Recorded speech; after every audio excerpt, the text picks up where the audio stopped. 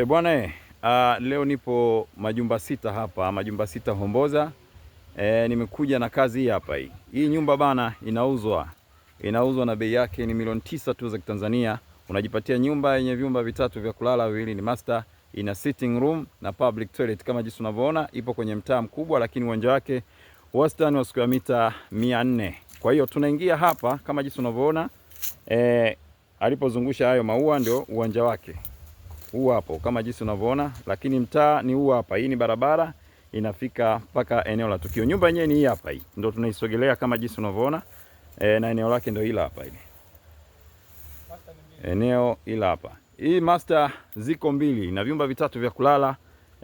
Viwili ni master na kimoja ni cha kawaida, lakini na sitting room. Maji haya hapa haya. Maji sio ya kuuliza na bei ni milioni 9 tu. Nipigie simu sasa ili uweze kufika hapa eneo la tukio.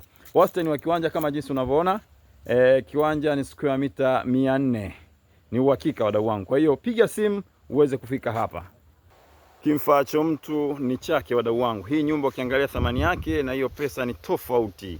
Kwa hiyo hii nyumba bana haina kipengele. Kipengele tajiri uniletee wewe. Nyumba ni milioni 9.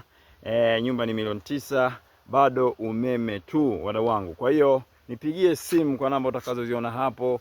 Utakuwa umenifikia mimi hapa kwa huduma bora kabisa ya makazi, yani nyumba na viwanja. Uwanja ni square mita 400. Kwa hiyo njoo mdau wangu ukague, ukiridhika tufanye biashara, na bei ni milioni 9 za Kitanzania. Nyumba hii hapa, huku ni nyuma kama jinsi unavyoona. Huku ni nyuma. Hii na vyumba vitatu vya kulala, viwili ni master. Milioni 9. Milioni 9. Wote mnakaribishwa.